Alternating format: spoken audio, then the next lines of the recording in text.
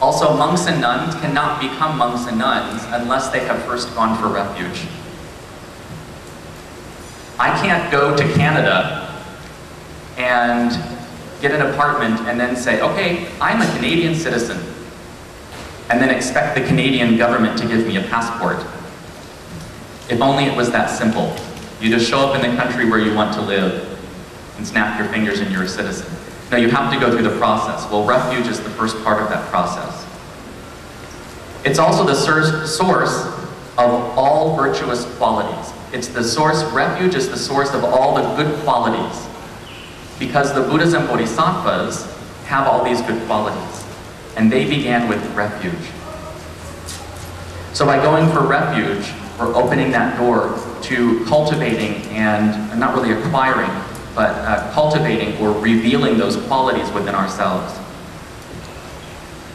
Now the cause for going for refuge is what we call confident faith. There are different kinds of faith. It's confident faith. But the first kind of faith we call vivid faith or admiring faith. A better definition would be, or a better description would be admiring faith. So admiring faith is when we look at something from afar and we say, oh, that's really nice, I like that. But then we don't do anything about it. There are a lot of people in the United States who are not Buddhists, but they have a really good impression of the Buddha and Buddhists. They think the Dalai Lama is really great. But then they don't really know anything about the Buddhist teaching. Maybe they have a Buddha statue in their home, they like the way it looks, but they don't know anything about the Buddhist teaching. This is a kind of admiring faith. Even if you go for refuge initially, if you do that ceremony, but you don't follow up, you don't learn anything more about the Buddhist teaching, we could say that you have admiring faith, and that's fine. That's fine. But then the next kind of faith is called longing faith or yearning faith. So this is defined as the wish that if we practice the Dharma, then in the future, we will achieve great wisdom and be like the Bodhisattvas whose stories we hear. So we might hear of the wonderful qualities of Amitabha Buddha's Pure Land, and we might wish to be reborn there in kind of a casual way. So this is kind of a yearning faith or a longing faith. But then there's confident faith. This is also called trusting faith. This is when we know something of the Dharma and we are convinced that it is true. That's why it's confident faith. It isn't blind faith. There's no room in the Buddhist teaching ultimately for blind faith. Blind faith is believing without knowledge. We need to have this confident faith. So when we've studied something of the Dharma and we're convinced that it's true, and then we're motivated to really pursue the Dharma, then we have this confident faith.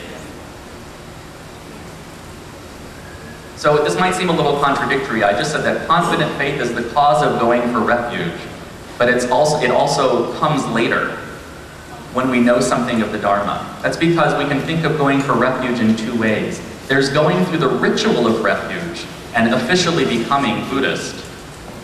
But then there's the real refuge, which again comes later when we have learned the Dharma and we're really convinced that we made the right decision. That's the real refuge. When we see that our negative habits of getting angry and feeling jealous and greedy and resentful, when we see that this is suffering and we don't want it, when we understand that we also cause suffering for others and we don't want to do that anymore, when we see that chasing after happiness in money and power and defeating our enemies, when we see that that's really kind of useless and we don't want to be like that anymore, that's when we have real refuge. So this is how we approach refuge. Now there's another way of looking at refuge. There's two kinds of refuge. There's one that we call temporary causal refuge. The temporary cause of refuge. This is when we see ourselves as separate from the Buddhas and Bodhisattvas. When we see ourselves as separate from them, and we pray to the Buddhas and Bodhisattvas for help, perhaps, and we think, well, maybe someday I'll be like them. So it's temporary, because as we learn more of the Dharma, that view changes, and then we start to develop the the ultimate resultant refuge. And it's also causal. We say that it's a cause of this second kind of refuge. That's what we call it, temporary causal refuge. So then we have the ultimate resultant refuge.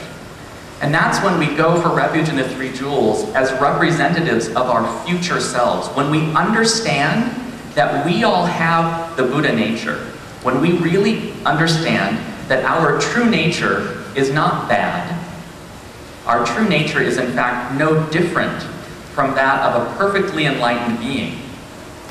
And that when we are bowing in the temple, we understand that we're not only bowing to Shakyamuni Buddha and Amitabha Buddha as beings that are separate from ourselves, but we're also bowing to our own Buddha nature within and the Buddha nature of all sentient beings.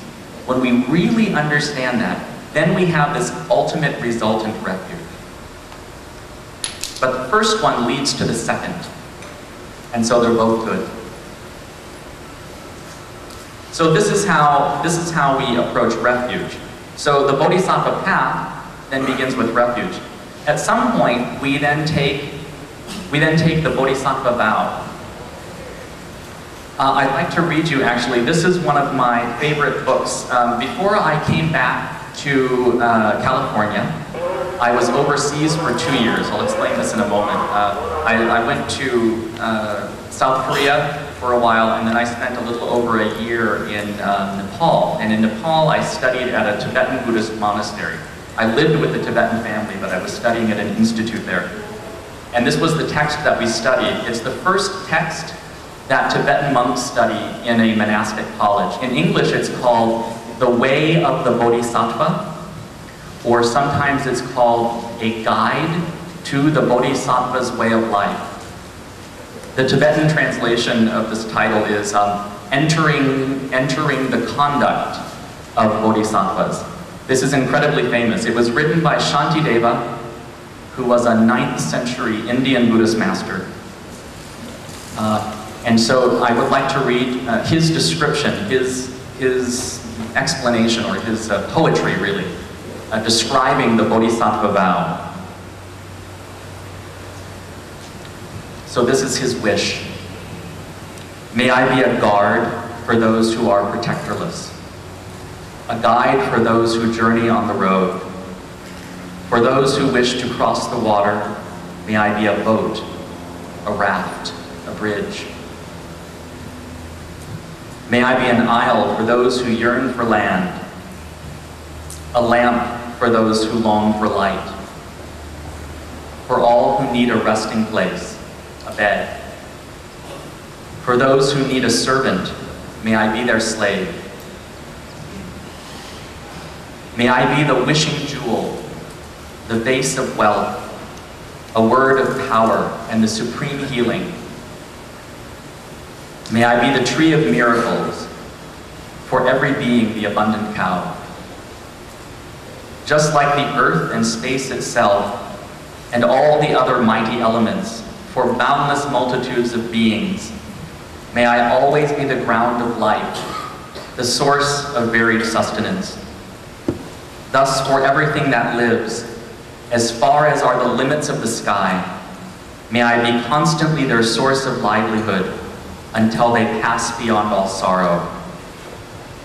Just as all the Buddhas of the past have brought forth the awakened mind, this mind of compassion, and in the precepts of the Bodhisattvas, step by step abode and trained, likewise, for the benefit of beings, I will bring to birth the awakened mind, and in those precepts, step by step, I will abide and train myself. So here he's describing, he's saying that he wants to become someone who thinks of nothing but the benefit of other beings, and does nothing but work to benefit beings. In our case, especially if we have gone for refuge and we have received the Bodhisattva vow, then we are training to become someone who can do this. We are training to become someone who can do nothing but work for the benefit of beings. In our own tradition, the East Asian Buddhist tradition, there's another prayer that we say. And this is the English translation that we use at the English program at UFA. Sentient beings are numberless. I vow to save them all. Deluded passions are inexhaustible. I vow to end them all. Dharma gates are limitless. I vow to study them all. Buddha's way is supreme. I vow to attain it. Now again, this may seem like it's too much for us. People who are just starting to look at Buddhism, they see this and they say, I can't do that. Are you crazy? This Buddhist path is impossible. Well, it's impossible to do it like that. It takes time. So as I said in the beginning, we need to push ourselves, but we also need to know our limits. And it's okay. We do what we can. We slowly develop ourselves so that we can become beings who can actually fulfill this vow. But we're making this commitment now, this commitment to become bodhisattvas. You know, at our temples, of course, we chant Namo Idafat, Namo Idafat, Namo Bonsutikamo Namo Panteamputat. We chant these prayers again and again, these mantras, yes. But this doesn't mean, O Buddha Shakyamuni, O Amitabha Buddha, please take away all my problems. That's not how we should approach these prayers. Namo we translate as devotion, usually in English. So we're saying, Amitabha Buddha, I devote myself to you, I devote myself to you. And when we devote ourselves to someone, we are completely giving ourselves to them, right? So we are saying, I completely give myself to you, Buddha, or Shakyamuni Buddha. But of course, the Buddhas and Bodhisattvas, being enlightened, they don't need anything from us. They might appear in a body, but really they don't have a body. They don't need food, they don't need clothing, they don't need shelter. They have no form. They don't need anything from us. All that they want is for us to overcome our ignorance, to become like them. That's all they want. So when we're saying, Namo Idafat, Namo Idafat, we're saying, I give myself to you, I promise